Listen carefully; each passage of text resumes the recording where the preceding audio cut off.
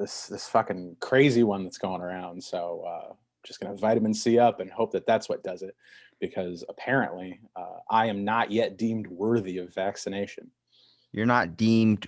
That's a weird way to pronounce that one. What is that? Just first responders, teachers? Actually, no, I just heard teachers are able to get the vaccination. But do you honestly want it? Oh yeah, absolutely. Really? You're pro the vaccine? Yeah, pump me full of everything you've got. I'm gonna wait a little bit. I've seen I Am Legend. I'm not against vaccines, but I know they say like it's a small likely possibility you'll be that one person out of the 50,000 that take it that gets cerebral or what is it, Bell's palsy. I'm like, I know with my luck, I'm that fucking guy. Like I've never won the lottery. I've seen everything that just points me in that direction. Is you're gonna be the guy. Nah, fill me full of everything. Bell's palsy. Bell's palsy is just—it's like a scar. It's just a good. It's just a good story. When half your face is frozen. Yeah, it's just a good story. You can't talk. You can't eat soup. You get made fun of when you're eating soup. It's all slurping down the side of your face. I'd rather get made fun of for eating soup than slowly choke to death. On what? Are you eating steak? Why would you slowly choke to death?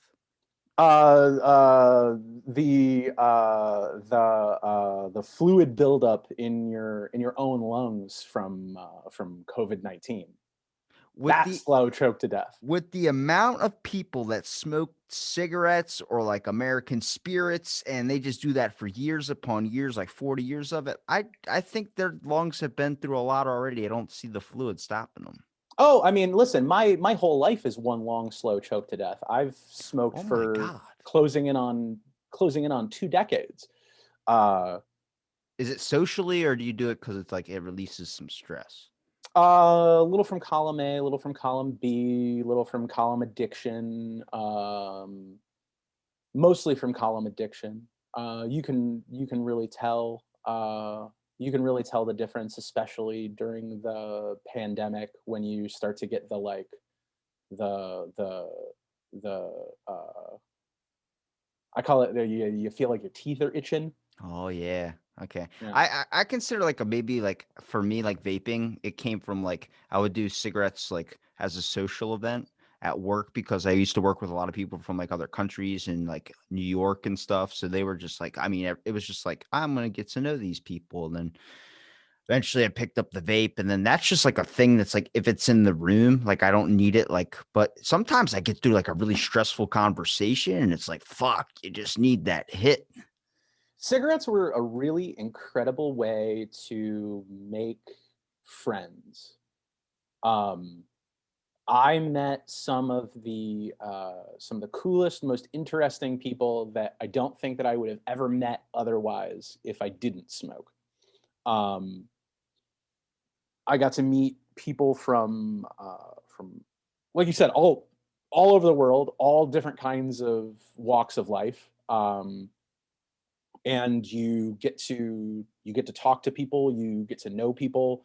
There's a really excellent social element to it.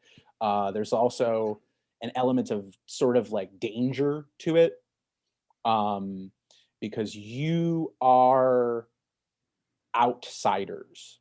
You are doing stuff that is bad, and you know that it is bad, and everyone around you agrees that it is bad. And even you, the people who are taking part in it, agree that it's bad because you know that it makes you feel like shit. It's that fucking root in all of us that want to have that edge to us. Like when the what is the classic bad boy like flips a cigarette into his mouth and lights it and then puts on the cool black shades and drives off in like a Porsche or something. As long as he's not wearing racing gloves, he still is deemed cool by society. But more of like I started understanding more about cigars because I remember smoking like my very first cigar when it was supposed to be like a gift for like graduating college.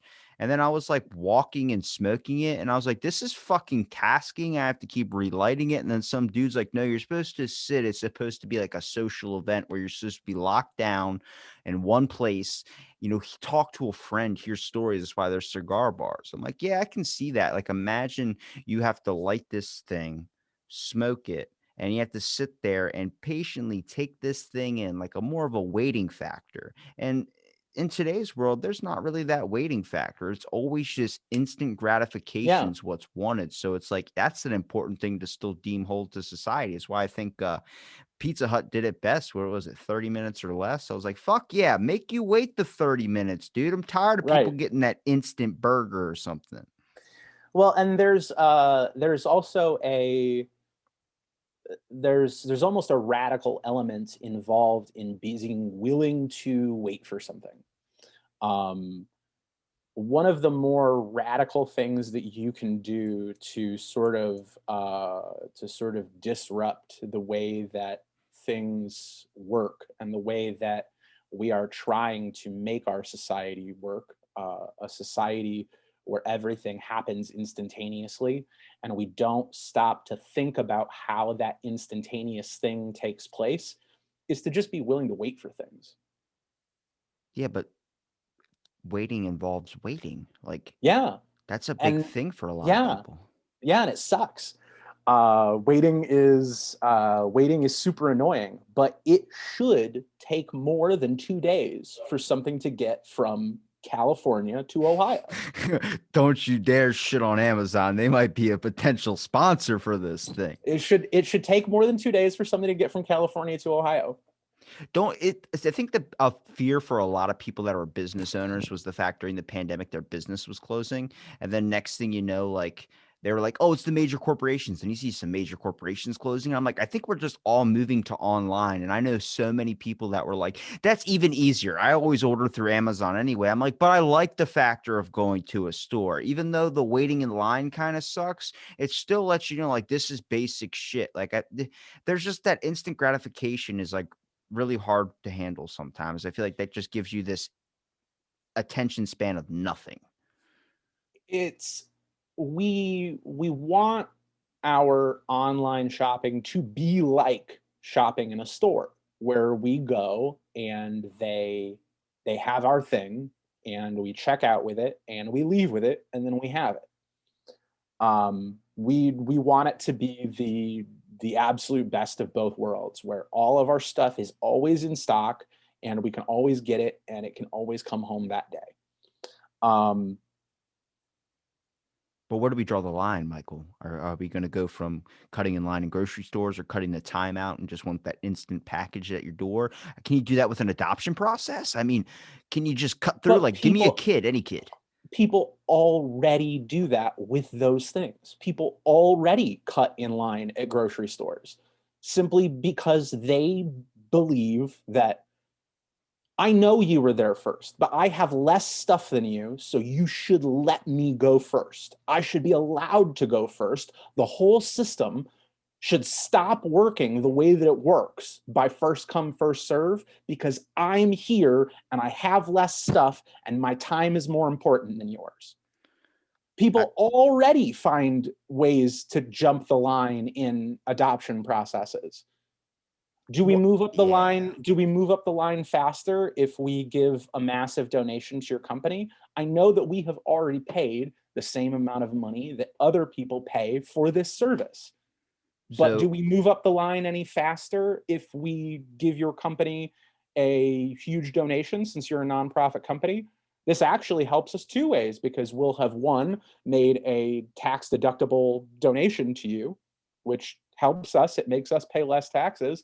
And if we just so happen to get bumped up a little higher up that list, I mean, the instant gratification stuff, I think that has always been a problem and has always plagued us. Anyone who has worked in any kind of service or retail job knows that people have always wanted to be seen now, and that there will always be a person who is unwilling to wait for anything. isn't it weird that everyone kind of points blame to the person that's doing the action, but nobody points blame to the system that's causing it? A pay to play scheme where if you put money in, you're going to get something back out of it, kind of like a quarter machine. I think it starts there. You know, you're promised a gift. You're promised something when you put that quarter in the machine and you get a gumball. That's your little prize. But now it's like, oh, if I donate this much money, then you get a tax break. Oh, if I do this, I can cut adoption processes. It leads down to a whole factor of Why is the right system, the right way, the correct pathway, such as immigration, for instance, why is that for a Canadian? It can take $10,000 and take up to 10 years to get a citizenship here, when the wrong way, you can just cross right over the border and become a citizen. Well, I mean, for starters, you can't cross right over the border and become a citizen. You can cross right over the border and you can physically stand here. You can live here. You can go and you can get a job in certain industries, but you have to be willing to accept a lower standard than standard of living. You will have to enter an industry that will likely largely work mostly in cash. You will have to accept being in an industry that is going to almost definitely exploit your labor and almost definitely not give you the full pay that you have earned, because you do not have a leg to stand on to go and complain. Who are you going to complain to? The Department of Labor? You're not a United States citizen. The Department of Labor doesn't work for you. Yeah, but even working illegally, when they cross over here, immigration happens when someone comes over to this country illegally. It's a lot easier when you're already here that you can get the processing payments to become a citizen rather than going through the proper channels of waiting in your own country, sending in the proper certifications to be over here. And I'm not against immigration. I'm just looking at it like every single pathway in the society in this world today, doing things the correct way is deemed as wasteful when it comes to doing things as cutting corners, such as major businesses cutting corners when it comes to buildings, when it comes to just even their regulations with their own company. There's a lot of cheating that's going on. Is I would use that term cheating only because that's just the way it is. And it's not really cheating, even cutting a line, cutting something. It's not really cheating because you're getting paid for it. You're still getting something out of it. It's deemed as like proper cheating, which is fucking insane to me. That doesn't just mean that, not strictly talking about immigration, but it's strictly talking about like there are a lot of people that go through the really hard processes, such as myself when I was going to court for a medication over John Hopkins. They didn't show up 5 fucking times. I sat there 5 different appointments. I went to 3 different judge houses. They didn't show up each and every single time. You're telling me after my first fucking time I didn't show up, they would give me a second time? Nah, they Yeah. did for John Hopkins because it was John Oh, yeah. Hopkins. Well, why is that? That's a cheating thing right there. It's already an unfair advantage, which happens when a game is involved. And that's an issue with our court system. It's an issue with everything we have in society when they're seen as a winner and a loser. It's a game. Somebody gets the benefit of the doubt and somebody doesn't. Somebody always gets the benefit of the doubt and somebody never does.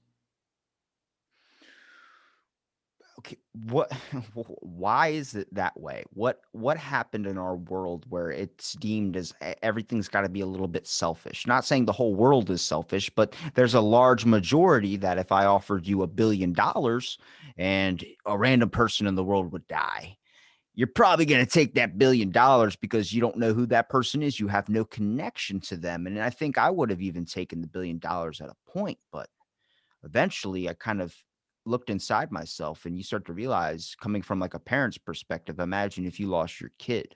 Imagine if that's 10, 12 years, whatever age that person dies, gone forever. And once that stuck into my head, I was like, there's not fucking money that's worth that. I got deep on you. I'm sorry. It's it's such a conceptually large sum that I don't think that you can ask psychologically someone to take those ramifications on themselves. The only way that the experiment can truly work, because honestly, I think that most people, if it was like the film where they have the button where you press the button, you get $2 million, and someone somewhere in the world who you do not know will die. most people will press that button because someone somewhere in the world who you do not know will die. They don't say how. You don't, they never mention that you have to watch it. You don't have to go choke someone you don't know to death to get the money. And your brain You rationalizes it might be an elderly person that dies and you does. press you press a button. It could be you could be killing a sick person. You could be killing somebody who is miserable. You could be killing someone who at that exact moment is praying and begging for the sweet release of death. There are 1,000 ways that someone can justify that for themselves in the moment that they press the button and gain the money. Um, Shouldn't that be but a thought in your but head though? change the experiment to there's a man with a briefcase and a guy in a chair, and he says, okay, in this briefcase is X amount, however much money you want it to be. It's $1 billion. It's a very big briefcase. It's $1 billion in a massive briefcase. And he says, yeah, you have $1 billion. All you have to do is choke this guy to death. So is it the Not hold not on, is it the lack of, do you think the issue though is with those two examples of the guy with the briefcase and then the person in front of you saying, I'll give you this briefcase of cash and shoot this guy in the head or something is different from the button scenario because maybe the issue is immediacy? Like maybe if It's people were it's more the idea interactive? that like it's the idea that if you're there, if you're physically there, and if you physically have to do it, it's everybody thinks that they're the real raw gangster rock and roll until you're in the situation, and a gun is just another button, right? Okay. It's another button that you push that makes people go away. And even that makes it too easy for me. If you toss them a rope in the big briefcase of $1 billion and you're like, choke this fucking guy to death, there might even still be a bunch of people who would say, yeah, let's do it, absolutely, let's play this game.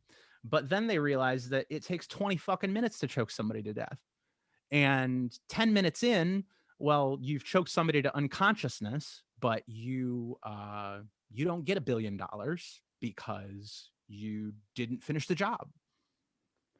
Every Michael Myers movie I've ever seen, it's been done in less than like a minute and a half to kill somebody. But maybe that's just the lack of like, that's the importance of empathy. You need to have that immediacy into someone else's life. Like I always talk about, like our house might protect us from the environment, but it also encloses us because we choose to stay inside of our comfort zone. A lot of people, and they like to stay in there. And when you build up walls like that, you isolate from getting to know your neighbors, getting to know your community. And when you start closing off those connections, you kind of lose the sense of touch with empathy, I would say. We make it really easy on ourselves to do some things, and that makes it really hard on us to do other things, and we don't realize that we need those things because we don't see it as making it more difficult for us to like survive in some meaningful way, right? So that lack of empathy, that lack of attachment with our community, um, not knowing who your neighbors are, not knowing their first and last names, for instance, that doesn't that doesn't seem like a big, massive downside to most people. It doesn't look like it from the outside. Uh, I can't I can't think off the top of my head of a, personal life and death situation that would be perfectly solved by me knowing my neighbor's first and last names. Um, or really anything about them until it comes up, until something is going on at their house and a paramedic is asking you, hey, do you know if these people, if one of them is diabetic? I don't know anything about them. They go on about their business. Yeah, because if you put that up into the grand scale, you even want to like what I started realizing the importance of paying taxes. Pays for the fire department. Imagine your house burns down and you expect the community to reach out and help you, help out put out the house fire. A lot of people are just going to stand and fucking videotape with their phones because you haven't created that connection with them. You haven't created that immediacy where it's like, oh my God, help me. I need help with this. People are just going to look at you like I called 911, or just waiting on that. But if you develop a relationship with your neighbor, your community, there's going to be people grabbing buckets from their fucking house, grabbing hoses from the side of their house, that's spraying their fucking water lilies, whatever the hell you want in their garden. They're gonna be spraying your house. Like, I got you, man. Remember that cup of sugar you let me borrow? I'm fucking spraying down your house now. It's like, thank you. Yeah. Yeah. And it gets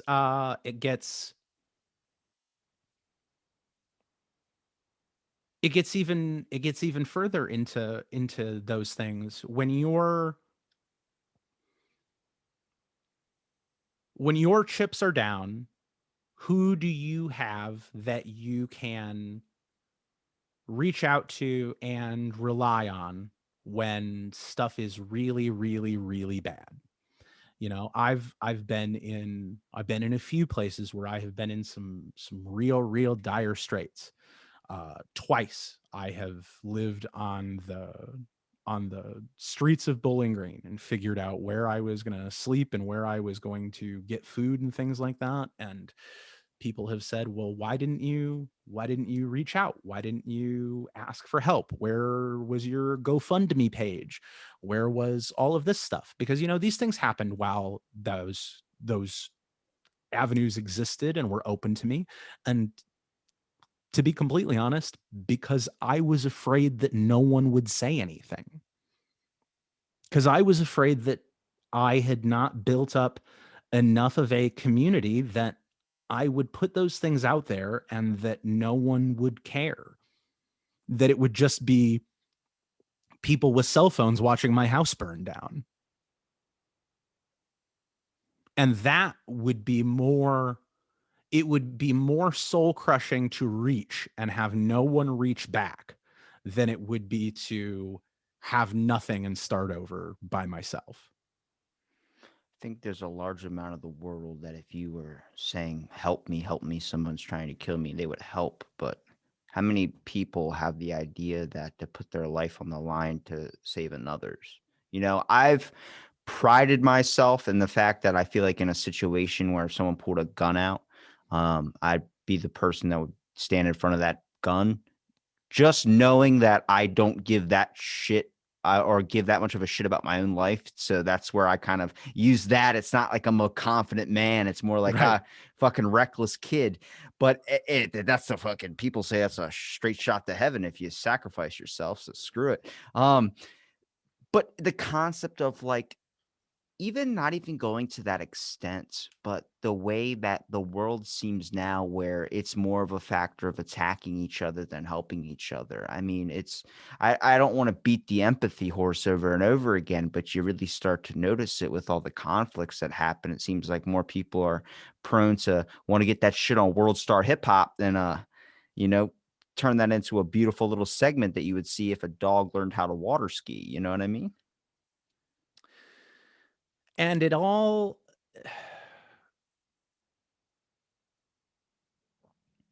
threw you all off with it those all sort examples. I'm of sorry. like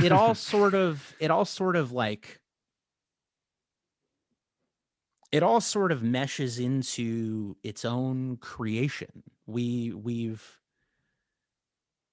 a few times in our history built our own sort of Ouroboros. We've made our own snake that eats its own dick, and then wondered why we have so many dick breath fucking snakes around.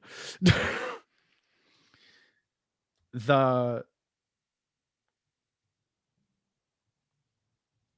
Okay, I'm gonna go off on one of my favorite long tangents, and This I'm is gonna why I love use having you on because I think we always think it's going to go one way and it always goes another.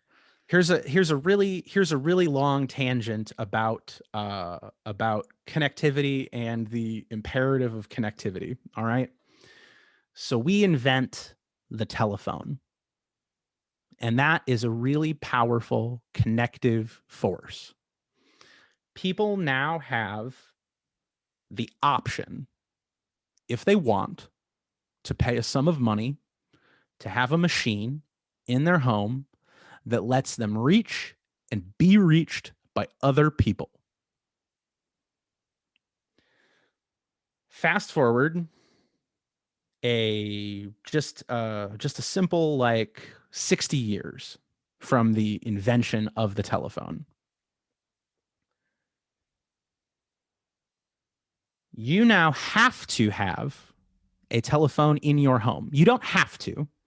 It's still viewed as an optional device, and it's priced as an optional device. It's expensive to have a telephone.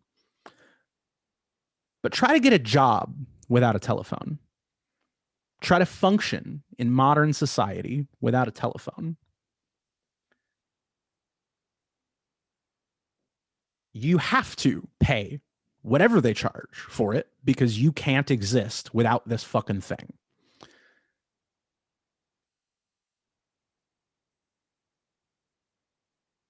Fast forward a couple hundred years. Now we've put it in our pockets.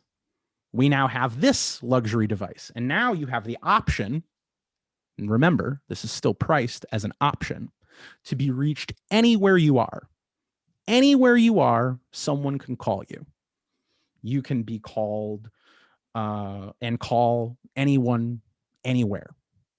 Oh, I know. Every time I'm taking a shit, I get a call from some automated machine asking me about car insurance. I'm like, not now. Now, it's still priced as an optional luxury, but have you tried to get a job without having a cell phone? It's impossible. Unless you're Mormon.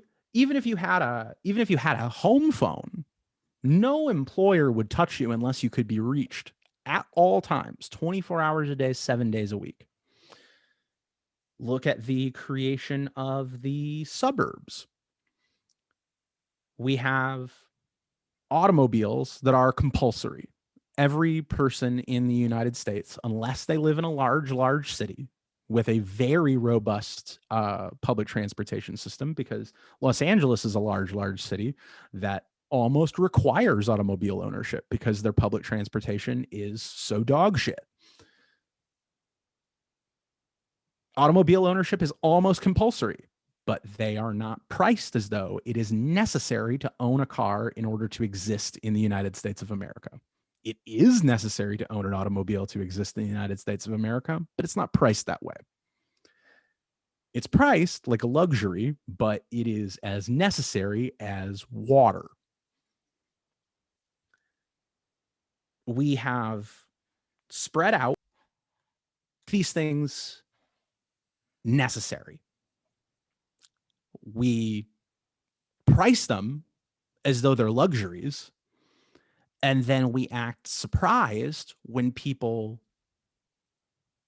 defend them and protect them and sort of, we've made everything necessary, all of it, cars, phones, your commute, all of it.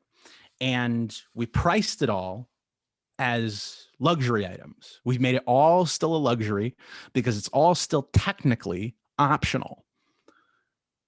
Even the internet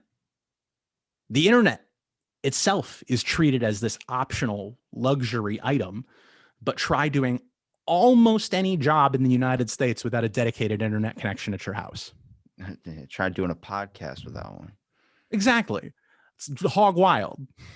So we have these things that we hoard and protect, and all of these valueless things that we should be able to treat like tissue paper because they are so ubiquitous. They are everywhere,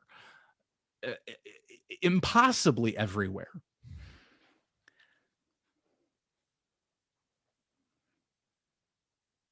And we fill our tiny little fiefdoms and our tiny little homes up with them. So we end up with these hordes of really expensive stuff that we need. We have to have it, all of it costs so much money that we have to work so hard to get not very much of. I mean, in the case of cars, you're almost never going to pay just straight up cash and walk away with an automobile that belongs to you unless you're buying it from a guy in his yard, right? Yeah. If you're going to a car dealership, chances are you're walking out of there in debt. Most cell phones, when you go to your cell phone company, they will even tell you, hey, we're just going to tack an extra like $25 onto your bill. No problem. And then that's going to be how you get your new phone. You're walking out of there in debt. You're walking out of there paying for this thing that you have to have in order to function in our society. It started with fucking Rent-A-Center. I hate everything nowadays is like you have to keep making payments, and it's a way of keeping you like in this like nonstop Ponzi scheme of always putting in money into a fucking endless bucket where you feel like you're gonna, dude, there's a couch in my house that I've had since I was 15 and we're still paying it off. And I'm like, what the fuck how does that happen? I just want to pay cash for things. And you start to look at like, maybe they attacked our that addictive part of us where we all get addicted. I don't even think it. I took addiction counseling in school, but I heard a really good podcast with a guy who studied the science of addiction, and he was like, "It's all bullshit. You're not addicted to things. You love that feeling of something that's keeping you from an escape is a better term, escaping from something. And the whole idea is we escape into the internet. We escape into our cars. We escape into our phones. We escape into social media because we're neglecting something that's staring us in the face in our everyday life. I mean, the hardest choice, I think, for a lot of people is to look inside of themselves, which was, I think, a lot of people's pushback with the lockdown situation too, is you were forced to fucking look inside of yourself. You know, you're sitting at home all day playing fucking wall ball. You're grabbing a ball and tossing it up against the fucking wall. And eventually you're like, what is my life? I'm in my underpants. I'm 40 and I'm staring at a fucking wall, tossing a tennis ball back and forth. Like, what happened? Like, you start to question things. And I think there's so many things. It's not just one. There's vast varieties of things that bring people to these points. I think there's an over amount of pressure when you're put on you as a kid. You can be president. You can be this, you can be that. And most people end up being like 40 or 50. They're sitting there like, I didn't do any of that. And I just want to jump off this bridge now. But I think there's an overall connection of finding yourself and talking with others where they might help you discover something. You know, back in the day, there used to be the base computer in your house where everyone kind of shared the internet, but you still had the family dinners. You still did these types of things. You still had those people you could contact and talk to, much like how me and you were talking if we wanted to get deep whenever we wanted. But nowadays it's all sent through like emojis and shit. Like a sad crying emoji. This is letting you know how I feel. Well, fucking tell me how you feel. Speech it like a poet, like you're William Shakespeare. Craft me out a fucking line that's gonna literally capture me with your sadness. I don't have a problem with the method of connection. I don't have a problem with the vehicle through which the expression takes place, or the forum for it, if you will. I don't think that anything gets lost necessarily in the translation in those places. Tell me what the fuck this means. The emoji for this, or it's a finger look like it's pinching something. I don't know what that means, and they keep sending it to me. That's where I have a problem with it. I don't know what that. I don't know American Sign Language, so it's an emoji. I suppose that would be the place to start, because it's an emoji for a sign in American Sign Language, but I don't know what it means. You can think that's my failing. It's the same thing as somebody speaking Spanish to you and getting mad that Spanish exists. No, it's a language. You know, because the world nowadays, it's a language you don't speak. The world nowadays, it's not just it's like Urban Dictionary. You ever look up one of those terms? The words have evolved to mean something else. This might mean something in sign language, but someone sends an emoji text, it might be like, you owe me this amount of crack, you owe me this amount of coke, you owe me this amount of money. It's like, that's not it changes the whole thing up. I mean, it's Sure, different it's like variations. it's like Cockney rhyming slang, or like um uh hobo hieroglyphics or anything like that. It's just a language you don't know. There's no point in getting mad at it. It's just a language you don't speak. But it's making it harder to communicate amongst other people. Not for the people who speak that language. It makes it harder for you to speak a language you don't understand, but it Yeah. doesn't make it hard on the people who know and speak that language. Now, if the issue with having a conversation with somebody who speaks that language comes from, I'm it's been going on so long that now I'm too embarrassed to ask, then that's just a personal problem. Well, I mean, that communication, you say you don't have an issue with it. Well, I have an issue with it with most of the confrontations that appear through text. Most texts get misread or misinterpreted in a way that it wasn't meant to convey a certain type of emotion. People don't really, it's hard to translate. I mean, it just can't pick up on your emotions, your voice texting, your regular texts. It comes out in a different way. And that's where most conflicts seem to arise from. Also, it stems from the phone, people getting interactions with other people. That's not a language to speak and understand. Most conflict comes from miscommunication anyway. And verbal miscommunication takes place all the time, even when people are sitting in the same room. People can say things that become misinterpreted, or people use words in a way that one party finds unacceptable and another party doesn't understand why their language was found unacceptable. One party has no problem with the way that they spoke, and the other person who was involved has hundreds and thousands of problems with why they're being spoken to in that way. The issue with communication is always we have to be able to find where our common ground and where our shared language is. And when we come across those misunderstandings, we have to not be so ready to get people when they do things that are wrong. We have to say, now, did I understand you correctly? Did you mean to say this? Because to me, what I think you said is this. Is that true? And then the person will say, yes, that's exactly what I meant. Or no, God, Jesus, why would you ever think that that was what I was trying to say? Instead of, they said this, and now I'll be able to use that to fucking hammer them.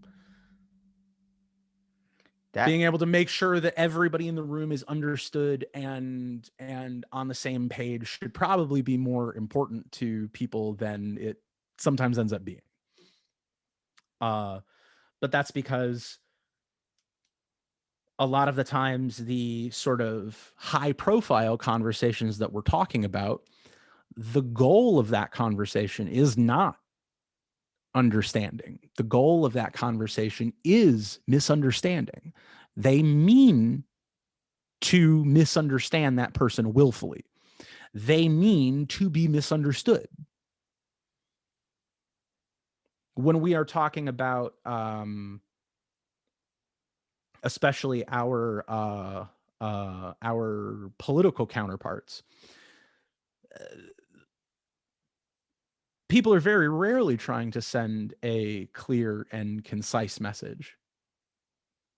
If ever, they're trying to send as convoluted and difficult to understand a message as humanly possible.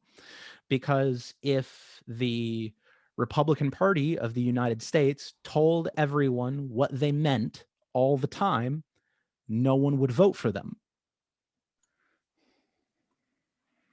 Because there's not any substance. There isn't a platform, so to speak.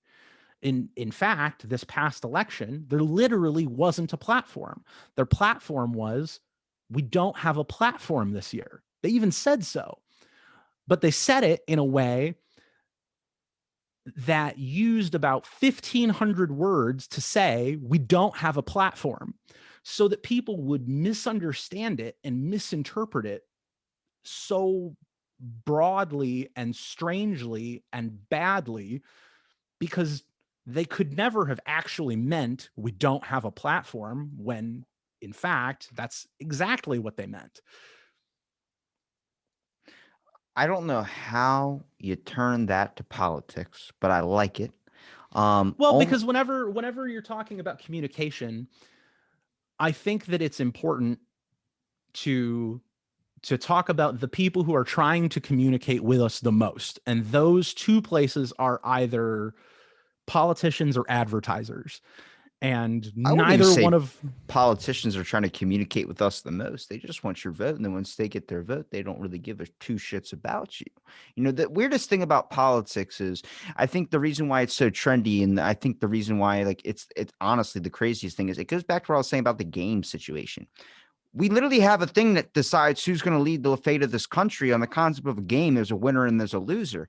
And then this is why people get upset with each other, because some people have, I'm not a Biden fan. I'm not a Trump fan. I don't give two shits about either one of them. I wasn't going to vote because I didn't like the scenarios on both cases. But with Biden in office, as soon as he got elected in there, everybody wants to sit there and say liar Biden about stimulus checks. And I'm like, what? You're picking one person to run a country. Nobody's going to have the cure all answer. You know, my empathy goes, I want people to realize this factor. Now, I'm not a Trump supporter, but imagine somebody's talking shit on you on the internet, and you have an option. You have a bigger audience to be able to tell that person to fuck off. And then you get banned off social media.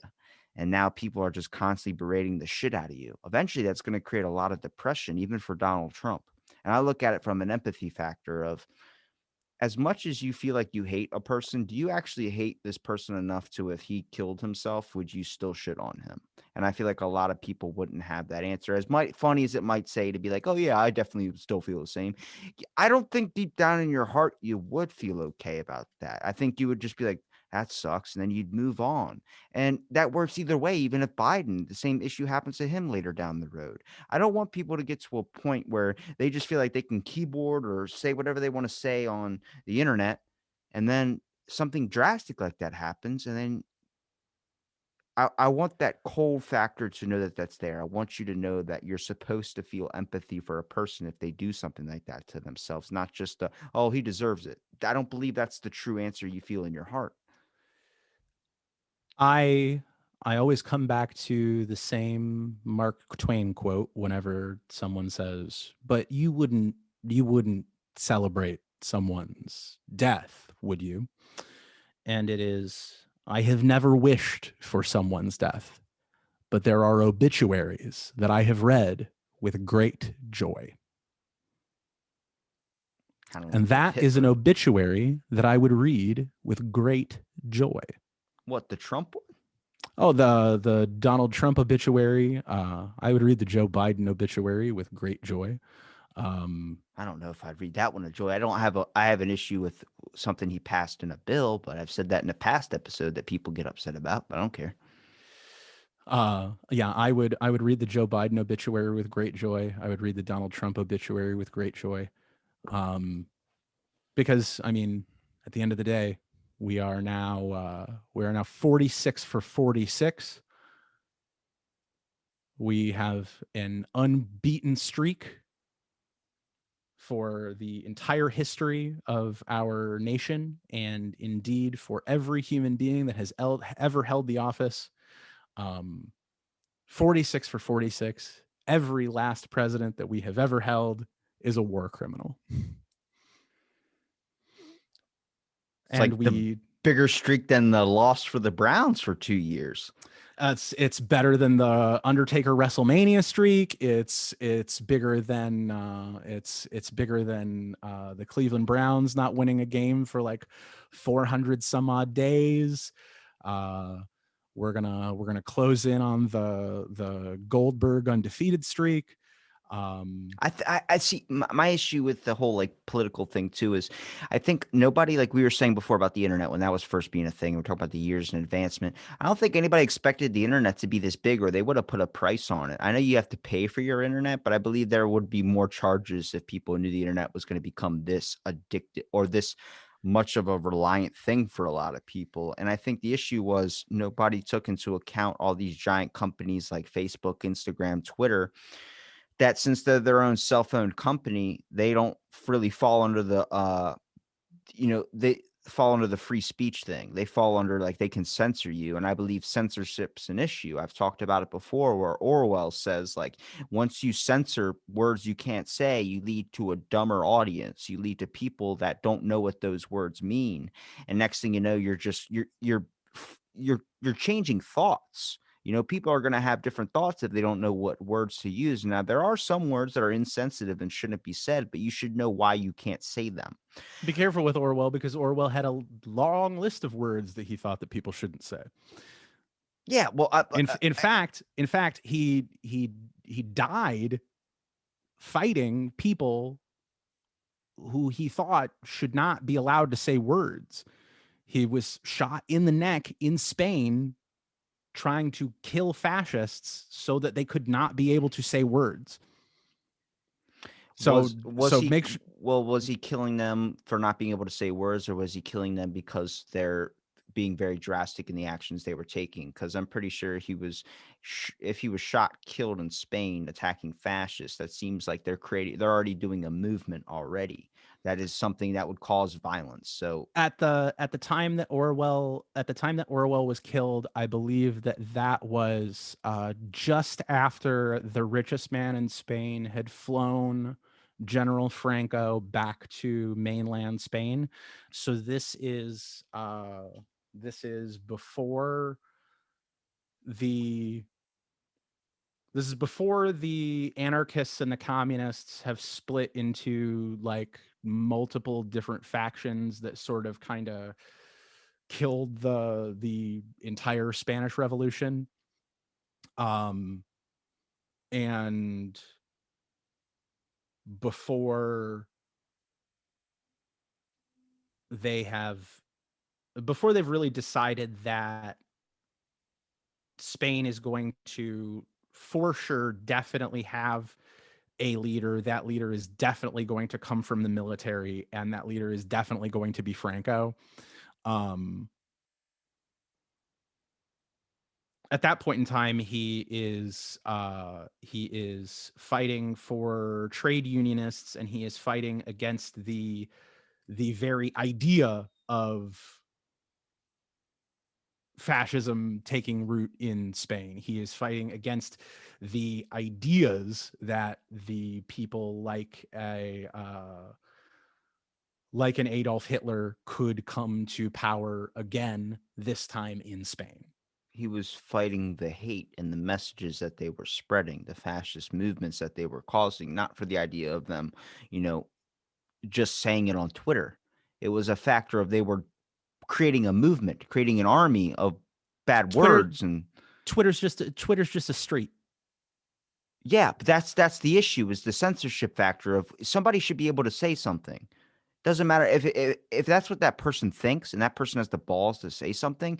When Joe Biden's laptop situation came out, that happened in the state right beside me. Facebook, Instagram, and Twitter disabled all recent hashtags. So you couldn't be able to do anything that would affect the election. Any new posts that happened to do with the Biden situation, which everybody was posting, which was an issue for a lot of people because a lot of people thought that was influencing the election, even though that's what they were saying they were trying to prevent. That's the issue, is that if information comes out, whether or not it's about a certain political candidate or not, I think that information should be known. But they decided to take all that off everything. Even YouTube was doing something with that, where they were taking off videos about the politics scenario of it. Well, and unfortunately, unlike a street, YouTube is not a publicly funded entity. We don't own YouTube. We don't own their servers. We don't own shit about them. So unlike a street, YouTube is more like my yard. So if somebody wants to come to my yard and say whatever they want, they can certainly start to do that, but I can also kick them off my lawn whenever I feel like it for whatever reason. Freedom of speech protects you from the government, not the Michael. So as long as no one was jailed for using a hashtag, which I don't believe anyone was, then the freedom of speech implications are unfounded. But don't you think that we should adjust to, if you have that much of an influence in a lot of people's minds and thoughts, that you should have a regulation like that of you should let people say what they have to say or say what they want to say and not block it because it doesn't side with your view? I mean, Block it where? obviously, well, hate speech is obviously a horrible thing, but on the Block it where? if you're the people are blocking it off Twitter off something somebody could say. It's a private company. I understand that, but don't you think if something is that big of an influence that they should be open to the idea that you can't just cancel out something that doesn't fit your judgment? You should let Doesn't people matter. have the right to be able to say something. It doesn't matter. That's what If the my issue is if with my lawn is a big enough fucking influence, Twitter and YouTube isn't your lawn. There's not going to be billions of people no. on your lawn. No, it's Jack Dorsey's lawn. It still belongs to a single person. He could shut the whole thing off if he wanted to. Yeah. If he wanted to, he could turn the whole thing off and then it wouldn't exist at all. Would that be a better and more equitable solution?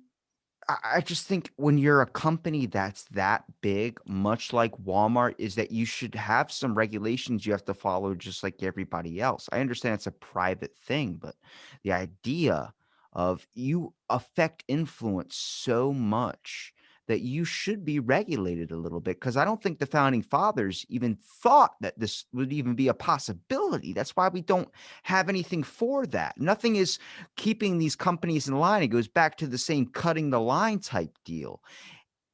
It's a factor of, I don't think any corporation, we have laws that have no monopolies, but some of the biggest monopolies are stuff with internet companies. They all kind of control each other. They all work with each other. We have a certain system that's supposed to stop these things, but somehow we still have them. Now, if you want to talk about creating public ownership over these things, then we can absolutely get into that. Public ownership over social media, because of its newfound sort of importance, I can maybe sort of kind of buy that, but not even every American is on Twitter. Yeah, but it's a game, dude, is what I'm saying. Is if you look at, like, they stopped the Biden information from coming out. If that was Trump's information that was coming out and it was Trump in that scenario, you bet your fucking ass that would be on Twitter, which is like, I look at that as like, that's a fucking game. And in the fate of the country and the fate of the idea of who we're going to elect to lead, I don't think that information should be put in the hands of a game or be put in the balance of, oh, I didn't like this person going against the person I agree with and then kicking them off or something. I looked at that like that's a big issue. I mean, Alex Jones is the biggest guy banned off Twitter. People think he's a nut because the media portrays him that way. And yeah, he had a slip up with the Sandy Hook thing, but a lot of the stuff he said throughout his life, this stuff that we label conspiracies, has came out to be true. It's this concept of, like, I think people need to find the information for themselves, but you can't just take somebody's freedom of speech away like that, even if you do privately own something. But that doesn't take away their freedom of speech, because as soon as you say privately owned, Alex Jones can say it. It doesn't stop him from saying it. He's banned off the platform, so that is stopping him from saying that. He can say it somewhere else, but if you ban him off, he's banned off YouTube. He only has his one site that he works off, so people have to go to his site to find him, rather than people that might have ever heard of Alex Jones, such as potential people that might get interested in him through a Twitter thing. I found you through Twitter. Same thing. People could come across a tweet from Alex Jones, be like, I like what this guy says, and then link into his stuff. Now he's got to promote his own site just to be able to get people to attracted to him, which narrows down the range of people that would go and find out who he is. There are some, I didn't know Alex Jones until I was in my 20s, until I was 20 years old. If Alex Jones wants to, Alex Jones can buy advertising space. Not on Twitter and not on YouTube. If people are willing to sell it to him, Alex Jones can purchase newspaper ads. Alex Jones can buy airtime on television shows.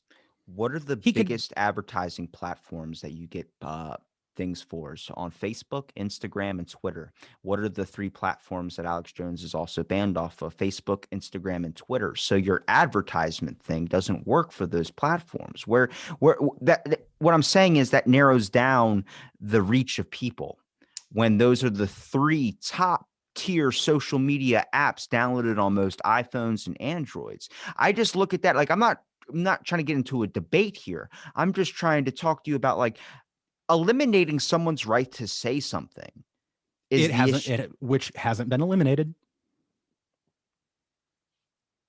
His right to say it has not been eliminated. Okay. He can still say anything he wants. Okay, so and let's not say eliminate. Let's say constrict. Let's say restrict. That's not freedom. Still hasn't been restricted. How is it eliminating them off those platforms not restricting something? How is that not? That's like if I fucking told you can't go to Walmart, you can't go to Food Lion. The location that he can go to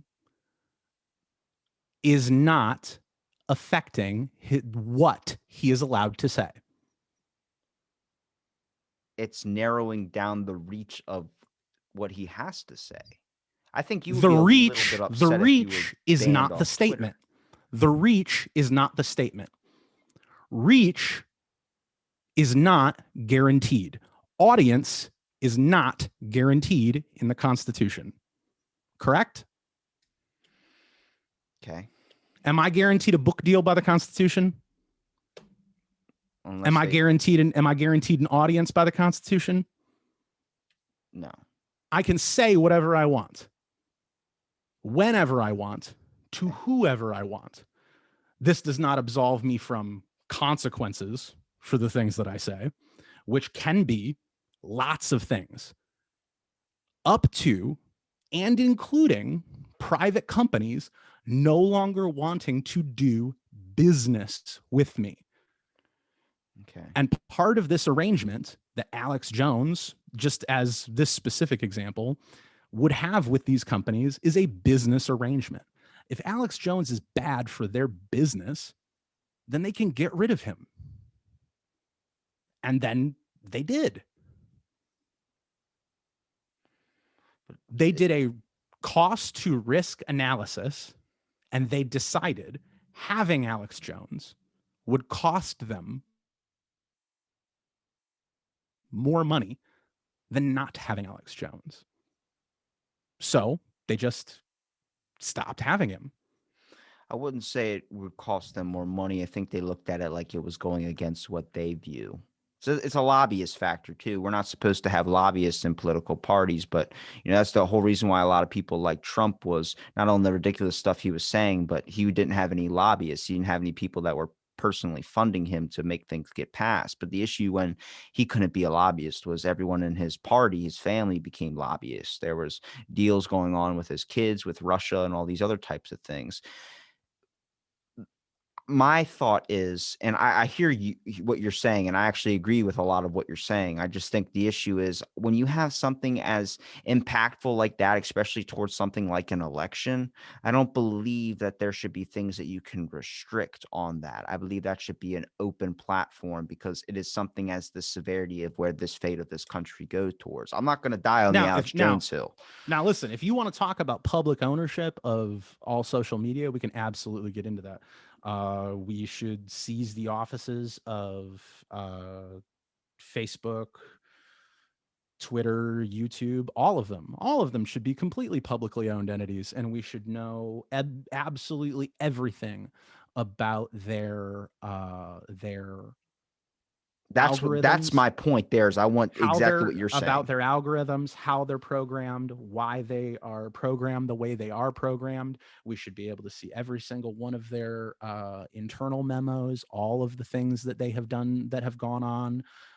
We should know everything that has gone on inside of every single one of those companies from the moment of their founding to the moment that they become public entities. I absolutely agree with you. And then the moment that they become public entities, then I agree with you. Then it becomes your inalienable right as a citizen to have a Twitter account and say whatever you want on it. And then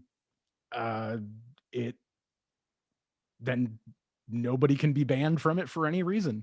Anyone can say anything to anyone about anyone for anything. The app will die.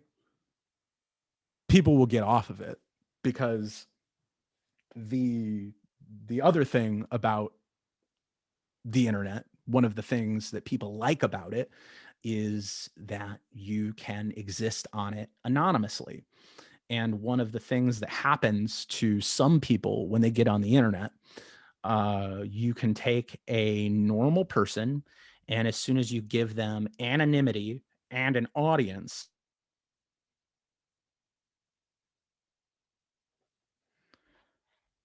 immediately instantaneously switch from like a normal we might get lost again because I just got an unstable connection alert, but they might go from being a totally normal, mild-mannered middle management type person to just the most unhinged asshole you've ever fucking met on a forum, simply because they have an audience and anonymity. And as soon as you get rid of as soon as you toss out all community guidelines, any ability to ban any community policing or anything like that, as soon as you deprivatize that and make that section public, you will instantaneously make the place unusable, because people will just badger you into being so sick of using the site. Probably not you, probably not me, because we're both white guys and nobody gives a shit about what we have to say. At least not so far that they would harass and harangue us. I like to do experiments. I will see something that my trans friend Zan says, and we have roughly comparable follower accounts, and I will see that she is getting brigaded and destroyed by a not insignificant group of men on the internet, and then I will tweet the exact same tweet word for word. And these are all men who don't follow us. They don't have any idea who we are. I'll send the exact same thing word for word, and then nothing will happen to me because I'm not who they want to fuck with. So you and I will probably still be able to use Twitter, a publicly owned Twitter that nobody can be banned from for any kind of speech. You and I will probably be able to use it fine, but everybody else will probably just leave the system. They would probably just get off the platform, because it's precisely the private community control aspects that make it even fucking usable.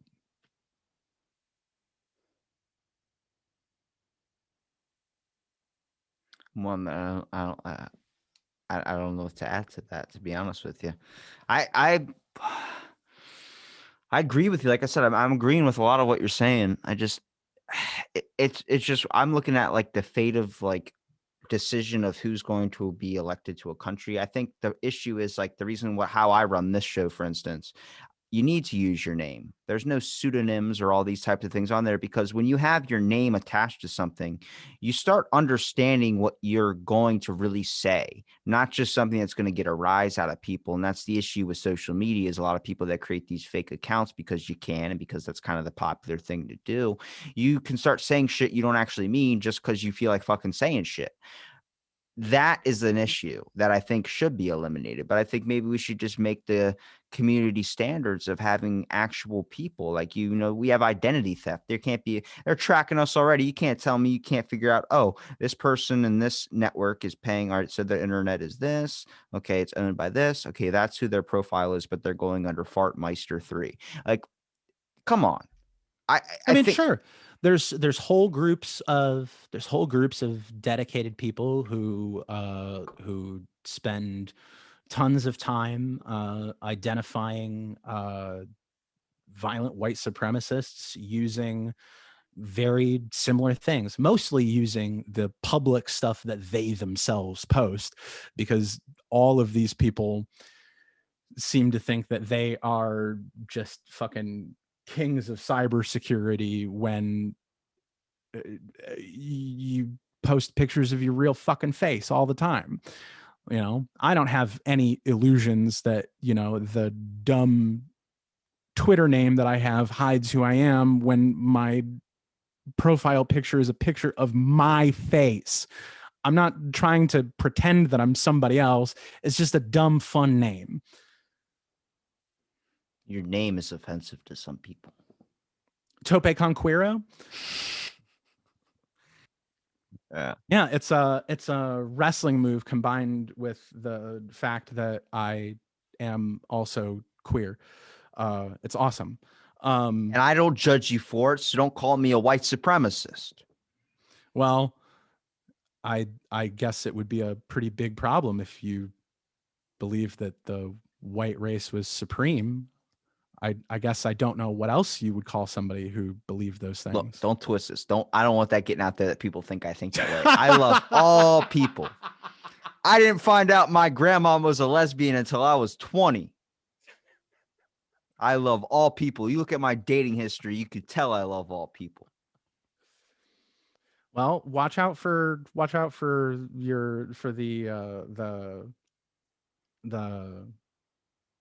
white supremacist that lives inside of all of our own heads, because we've all been taught. I've been a minority in every job I've ever been in, bro. My guidance counselor said to me, I can give you this class, or it's called, African American history, or you can wait till next year and I can give you this class. So I think we should just wait till next year. And I asked why. He goes, I don't want you to feel uncomfortable. And I said, why would I feel uncomfortable about being in an African American studies class? And he said, because you'll be the only white guy in there. And I'm not going to lie. When I walked in that room and I sat down, so a lot of people, when they were reading off the syllabus, like 40 Years a Slave, How to Kill, or The White Man was another one that we were reading that semester. And I felt the eyes just pierce through me. And, I ended up cracking a joke later when we all had to introduce ourselves, where I was like, my name's Robbie. I'm a Capricorn. I'm obviously white. It hit this level with people where they started laughing and the whole tension got brought down. And I think that's just an issue of how we look at each other. And I think the hardest thing for some people to do is to be comfortable with something that doesn't look like them. And every job I've ever been in, I've been a minority. And I prided myself in the fact that I never had that uncomfortability factor, because to me, everyone is just a person. If you treat me with respect, you're going to get respect back. And well, that's certainly a part of it. But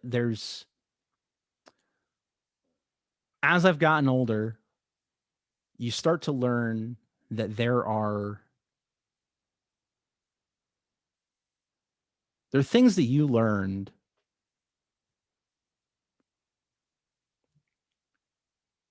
that you didn't know that you were learning,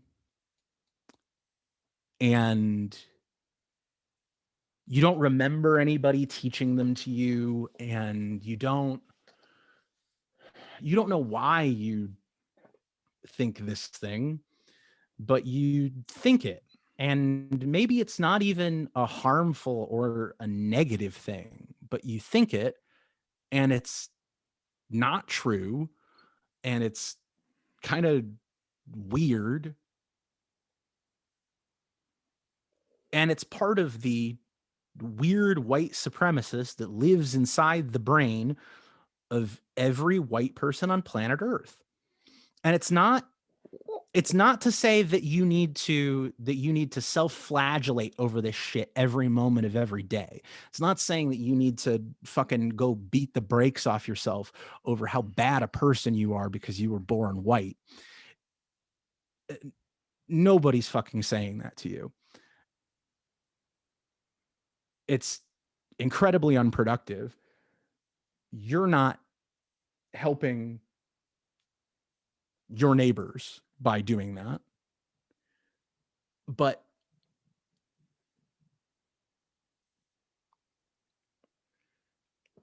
if you take the time and interrogate certain things about yourself and interrogate certain things that you have believed for a long time, you will start to find those beliefs challenged in really beautiful, awesome ways. And I can't recommend it highly enough. Even and no matter how intensely you feel yourself uh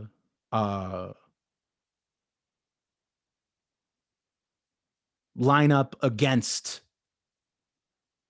white supremacist leanings, no matter how far away from who you envision yourself as, is one of the things that it especially helped me to realize, and one of the things that I really uh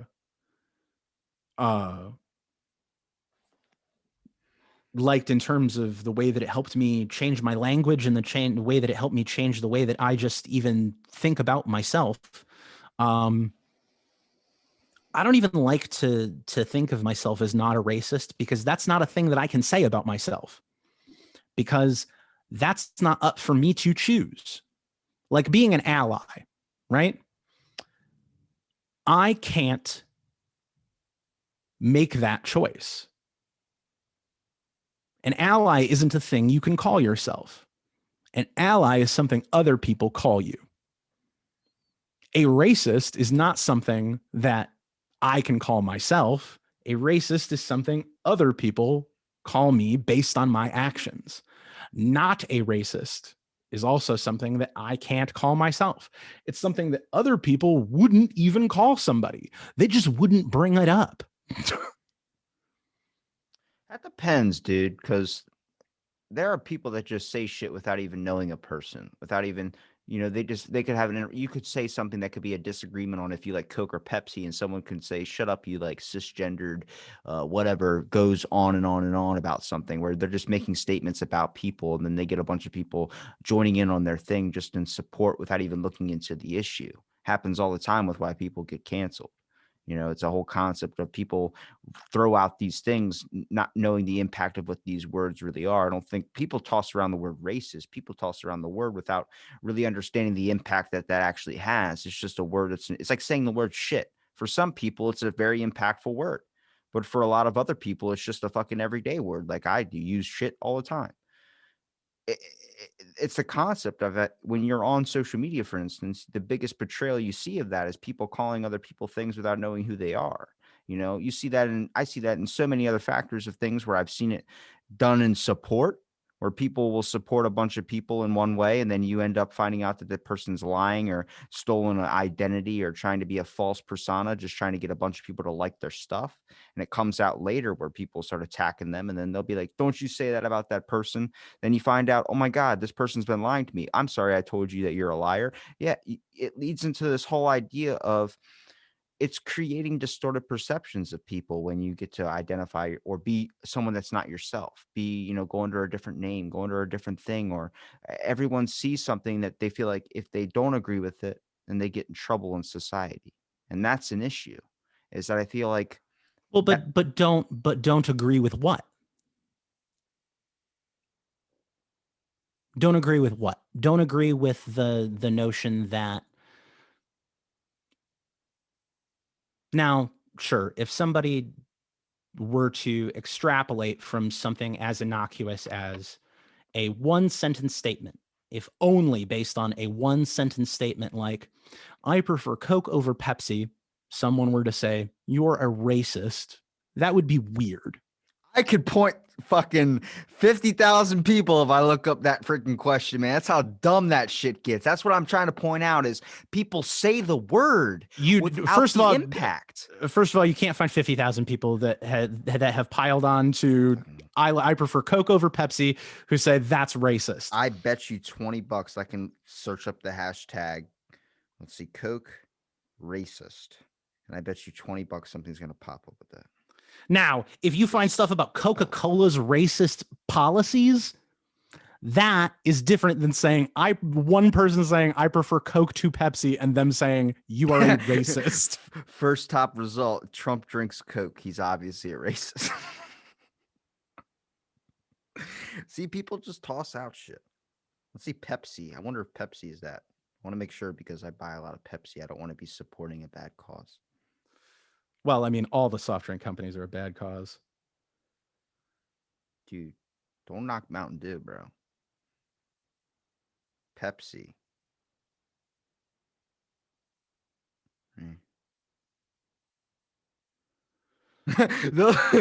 This person right here. Oh, I can't tell. Their name is double asterisk. Asterisk. Pepsi Max makes you racist. Hashtag Pepsi, hashtag Max. Thank you. Pepsi Max makes you racist. Dawood Walid. I'm avoided drinking Pepsi products until it apologizes for its racism. And he wrote an article on WordPress about it. NBC But News. again, this Dove isn't apologizes for racially insensitive Facebook ad. Oh, Jesus. But again, this isn't someone saying, I prefer Coke over Pepsi, and 50,000 people jumping down their throats calling them a racist. If you give me enough time, I bet you $20 I'll find something. But if someone were to make a statement. Here we go. Right here. Didn't even take that long. Joanna said, putting this racist, bigoted sympathizer Pepsi down right now. I can learn to love Coke. And if you're wrong, you're a racist.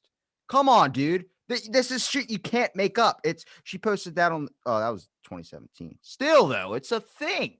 Like, you are going to look up anything and people just toss out words without the meaning. And that's the issue of when you can make a profile that doesn't have anything of ramifications. People just start saying shit about people. Then nobody looks into, is that person actually a racist? Next thing you know, you're blanking somebody, you're calling somebody all this type of stuff, hurtful stuff. And then that's where my sympathy comes in of like, I don't want that person to be like, oh, these people are calling me this. And then they go and hurt themselves. And then I'm like, the issue comes, however, the issue does come from, there is no interrogation on the part of a person who is called a racist for, why would I be called this? What has happened? There's at no point in time does anyone look inward. Well, apparently, if you support Pepsi by Richard Pina, you are a racist. And that was posted in 2017. Something happened in 2017 with Pepsi. Something happened with Pepsi in 2017. Yeah, I'm serious. A lot of people. It's a lot of people. You found some kind of weird time capsule because this can't be. This is not happening in a vacuum. Hang on. Izzy Barnett Kearns. Maybe all Trump needs is a Pepsi, and he'll stop being racist. And that was in 17 too. Oh, this was about that commercial where they. Hey, look, here you go. I remember this. Someone just called me a racist for drinking a Pepsi. I nearly took my Native American headdress off and chased them. That's terrible. But come on now. I'm telling you, people just toss stuff out like and there's a whole, oh my God, it's all 2017 too. Hey, that guy's from 20. Oh, he commented on a post from 2017. Why are you sponsoring teams with racist names? This is hashtag MLB. So I didn't know the baseball had an issue with that. I thought it was the team names. Oh, okay. It was a commercial for the Cleveland Indians, and they were like Pepsi, and I could see why it would be yeah. I was gonna say there's no way that this just happened in a vacuum. You've obviously hit like these people are obviously upset about something very specific. I was like, holy shit, there's a lot of 2017s, dude. This now boycotting Pepsi, Facebook in protest of racist content. A new report by Yukon Red Center finds Pepsi is the worst offender for targeting black kids with ads. Black preschoolers, children's, and teens saw 2.3 times, 2.4 times, and 2.5 times ad for Pepsi products than white peers. What fucking study is checking that? Welcome to the world that we live in, Mike. Welcome to the world. I told you, and that was in 20, so that's 3 years later. She came in on the fight on the Pepsi thing. But I'm saying people toss out words without it meaning anything. You know, it's hard because there are things where is society telling you you need to think this way, or do you actually feel this way? And some people just want the attention of like, yeah, I support you, just for the attention of saying that they support you without knowing what they're fully supporting. You know, it's a very clear thing of you need to understand what is going on, you know, and it's hard in this world now where there's just so much vast information. And I can't stop thinking about the Pepsi thing now. It's out there, it's existing. Thank God I'm drinking but it seems like the am I supporting? the idea that it's worse somehow to be called a racist than it is to take construe as racist. If you are worried about people thinking that you are a racist, take the 15 fucking minutes to look inward and think, what did I do in this situation that caused me to be viewed this way? Because I don't want to be viewed this way. This isn't who I am. If that's where you are leaning and that's where you are coming down on all of this, and I don't want to be this person, then what have I done to be viewed this way this time? And how can I change it for the future? Is it worse for me to be called a racist by this person than whatever action I took? And I think that the answer is a fucking emphatic no. Because beyond all of that, if time has showed anything, it's that there is no such fucking thing as getting canceled. What? It doesn't exist. Yes, it does. Listen to this. I've been almost canceled 3 fucking times, and I'm not even on a big enough platform. Yeah, because of the concept of like, the YouTube and everybody reviewed my actual stuff and was like, oh, he's not saying anything that this person is saying. All from a guest that I denied because I went onto their Twitter and they had 87,000 tweets and they only had an account for 2 months. And each tweet was like every 5 minutes of them just screaming at Trump. And I'm like, oh, there's like something mentally going on there. There's like something that you feel the need that you need to project. But again, almost. Okay, you're right on that. I mean, I just looked up breaking news, Baja Blast is safe. So fucking thank God. But does that mean I should cancel you or I should call you a anti-Semite if you support Walt Disney? Because that's the thought of Walt Disney was an anti-Semite. What about Ford? He was a freaking a neo-Nazi and an anti-Semite. So I mean, if sure. you buy a Mustang, you're fucking in the same group. That's what people are thinking. That's the same thing with the Pepsi hashtags I just saw. If you buy a Pepsi product, you are racist. It doesn't make sense to me. You can't lump people in that category. Or besides, are you pulling out a Pepsi? Please, God, tell me you got a Pepsi. No, I haven't had like a carbonated soda that wasn't like if you say LaCroix, soda that wasn't like soda water or say LaCroix. I dare you say or LaCroix. like club soda or something like that in like do you drink LaCroix? That's the biggest question here.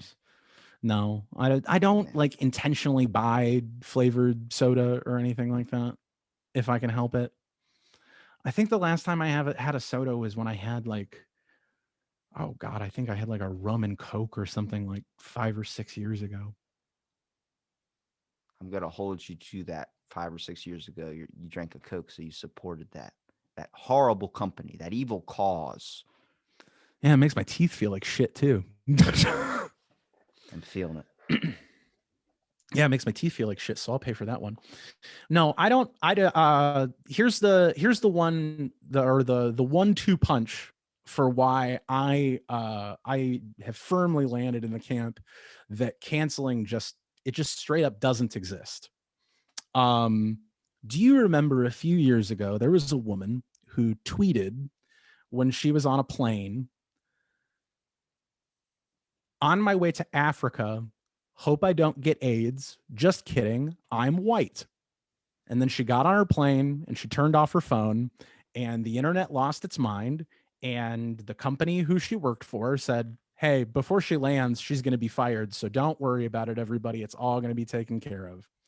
And she landed, and everybody had a good laugh as she landed and found out she got fired. Do you remember that? I don't, to be honest with you. Well, just the other day, I found out that not only did she immediately find another job, but she immediately found another job at a subsidiary company for the company that fired her. So not only did she not face any consequences, she didn't even actually have to change jobs. She got rehired by the same fucking company. The same company who got to performatively say, "Look how good we are. We're so good. We're listening to you people." She said this horrible thing about AIDS and Africans that's really deeply insensitive, and we fired her for it. And then immediately rehired her at another corporation that we happen to own, at a advanced pay rate. She got a promotion out of this tweet. And then here's the other one, because this one took even less time. You know, they canceled This Ellen one- DeGeneres. This one was, yeah, she got super canceled. She has the biggest daytime talk show in the history of daytime talk shows. She has more did. money. She has Did. more money than she's ever had in her entire life. She's They're so not- canceled. They're not doing the show anymore. They canceled her when that information and all that stuff where it was a bad work environment came out. She's so canceled. The biggest. She has money, sure, saved, but she doesn't have her show anymore. So then there's her way of income.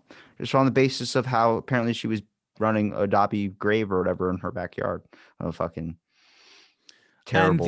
And the one that truly makes your head spin. This is the one, Senator Josh Hawley, from Missouri. Remember when he lost his book deal and he was screaming to the heavens about how he was going to sue Simon and Schuster for not letting him have his book deal? I don't remember that. So it was shortly after the coup, and everybody was saying, "Hey, here's all these times Josh Hawley was calling for the coup," and they were able to show the receipts and actions of him calling for a coup. And Simon and Schuster said, "Hey, we're not going to publish your book anymore, Josh. Sorry about your luck." And he said, "You know what, Simon and Schuster, I'm going to sue you over all of this." And he couldn't get an attorney to take his case because Simon and Schuster can publish whatever they want. They're a private company. The First Amendment does not entitle you to a book deal. They don't have to publish your manuscript. Well, 2 weeks later, he found a company who would publish his book, just like he was always going to, because a sitting United States senator is going to get their book published. Of course they will. Well, it turns out the company who's going to publish his book, it's owned by Simon and Schuster. He didn't even get canceled by the people who said they canceled him.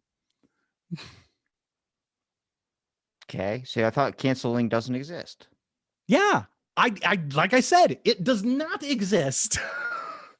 But if he got canceled by the book company, yeah, they said they were not going to publish his book, which was not true. Simon and Schuster said, "We will not publish his book."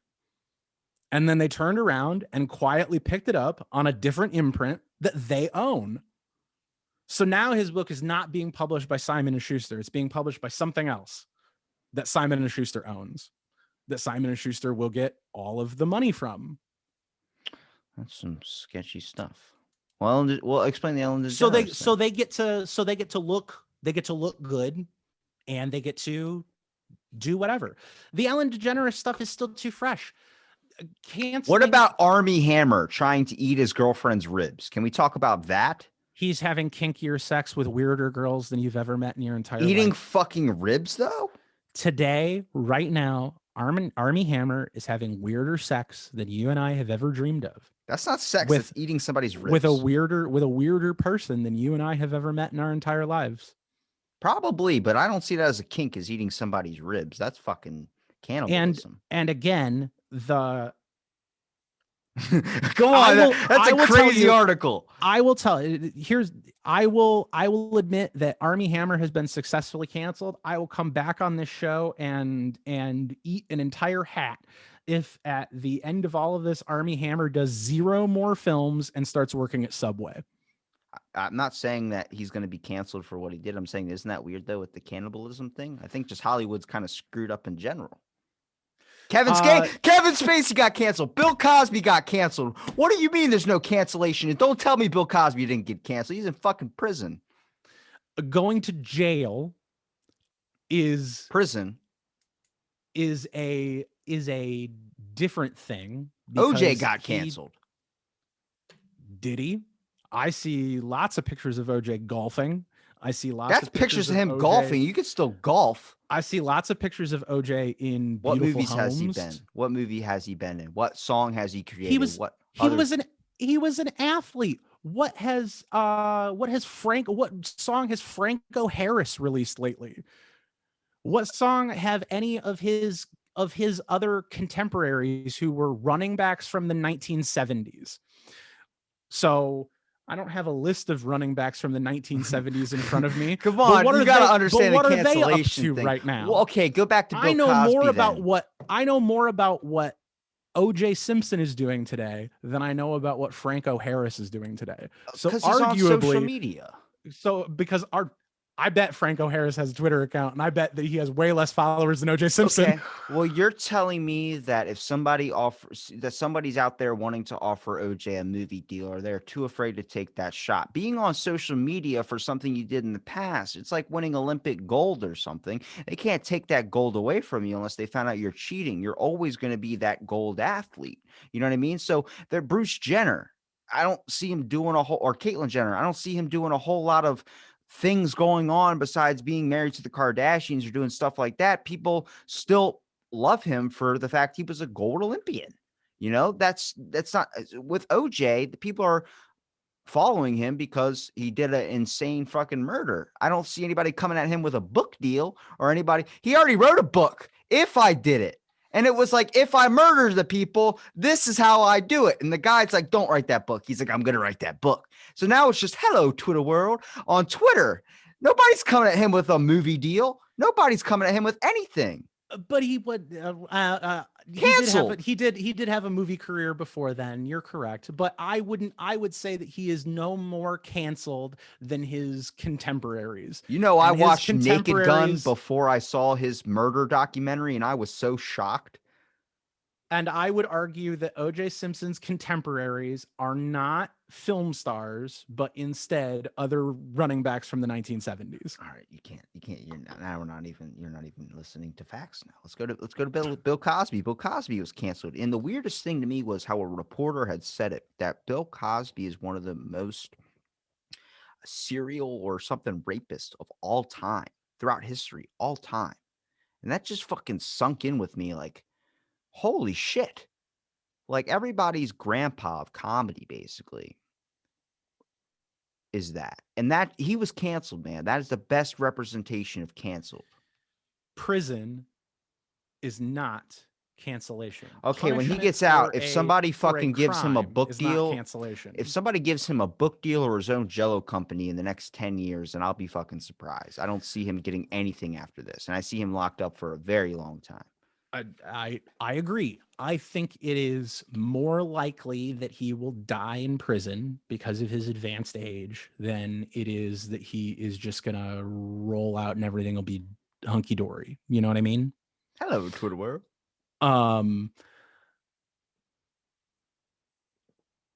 But punishment for a crime, again, is not necessarily cancellation.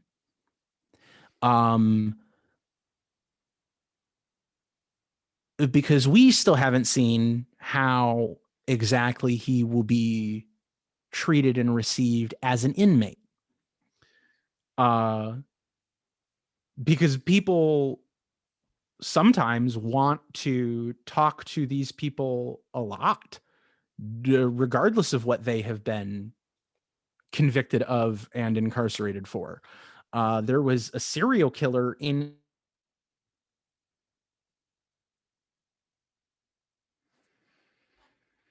England, something Sutcliffe. His name's going to escape me. I don't remember his first name.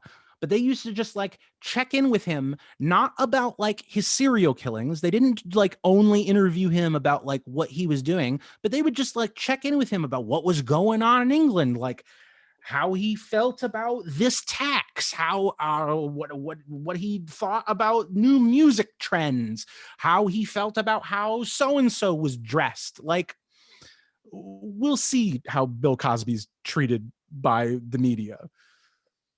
It's not going to be good. Probably not, but we'll see. The only Because book deal I see getting thrown his way is like, how did he do all these acts? Like, they want specific scenarios. Misery acquaints a man with strange bedfellows. But all he had to do was admit to it, and he would have got a lesser sentence. But he refused to admit to it. Yeah, that's part of the persona and the power play. Because he refuses to admit to it and elocute on it is part of the reason why he will probably die in prison. Because to even be considered for parole, you have to admit to your crimes. Sorry, you said that I had to cross myself. Yeah, you have to fully elocute to admit to your crimes. That's the best representation of cancellation, is if you die in fucking prison, man. Come on now. Punishment for a crime is not, I don't know. It's not the, I don't know. Even that sketchy. Is going to jail being canceled. That's sketchy ice, man. Come on. At least give me like the half a point on that one for pulling out that example. I suppose I can. And with Ellen, it's the jury's out, because you have to see how the rest of it plays out. If Ellen never has another television show, never has a multi-million-dollar podcast deal with Spotify, doesn't come out of this somehow making more money, then I suppose I will have to agree that cancel culture absolutely exists. Let's bet it. Hang on. Let's bet it. I want to see if Armie Hammer doesn't get a book deal or a movie deal. You have to come back on the show and eat clam chowder. Like, you have to do the whole time while I commentate. Oh yeah. I'll in fact, I will just be on. You can do a whole nother interview. I won't even be a part of it. Yeah, you can talk to a whole nother person. I'll just be there eating clam chowder.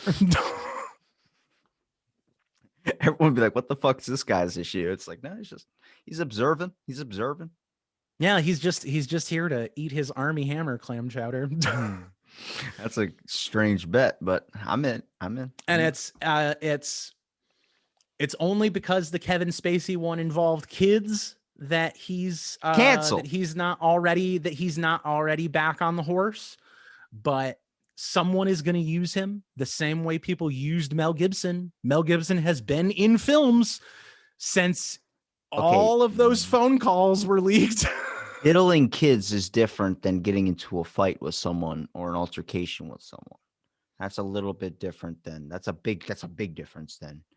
So you can't really compare those two. Absolutely. It's very different than Armie Hammer doing a bunch of DMT because he realized that it won't be tested for on his quarter drug tests. He did that? Are you serious? Yeah. This whole thing came about because they found his secret Instagram. What's his secret Instagram? I'm about to Google that right now. I don't remember his secret Instagram handle, but his secret Instagram had like it was photos of the drug test he was supposed to take for his court ordered drug test that said all of the thing that listed all the things that it was going to test for, and then a picture of his face making just one of the crazier faces that you've seen a person make, and the caption said, "Your face when you realize that your court ordered drug test will not be testing for DMT." Did it for the gram. Did it for And the. then- you just couldn't. You couldn't just leave it alone. And then came all of these weird DMs about him talking about, it wasn't just like wanting to eat women's ribs. It was stuff all about eating humans, about wanting to like, I just want to hold your still beating heart in my hand. Oh my God. I just like, he just wants to kill a woman. You're going That's to eat all a he whole wants. bowl of clam chowder. All he wants to do is kill a woman. That's all he's ever wanted in his whole life, is to just murder a woman. So we'll see. We'll see what happens with potential wannabe serial killer Armie Hammer. I think he's going to be fine. You're going to be eating a bowl of New England clam chowder on this show. I think he's going to be just fine. All right. If that's what she's. I've got amazing chowder recipe. Oh my God. I got a great recipe. It's going to be perfect. Mike, where can they find you at, man? I'm at it's MLP on Twitter. If you want to get there and hear more opinions on who I think Armie Hammer wants to eat, you can listen to me on Arson. On Arson, the recent name change to the Lafresian Chronicles, but I think you can still find it by searching Arson, a magical audio drama podcast. We are in the middle of season 1. I think almost exactly in the middle of season 1. It's so hard to tell because I'm recorded so far in advance of everything. And we've got a Kickstarter going on right now to get season 2 off the ground. So if you search for the Lafresian Chronicles on Kickstarter, you can get that stuff moving and help us make that show. We're having a whole lot of fun.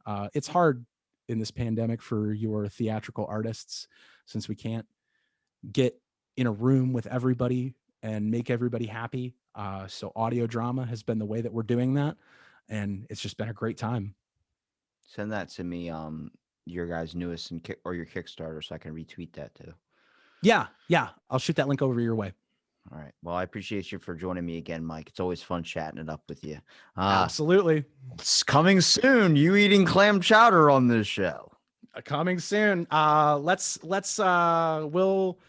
figure out a timeline on the. It's from now until the fucking end of time, basically. But definitely once a year until I get to come on and scream about how I told you so.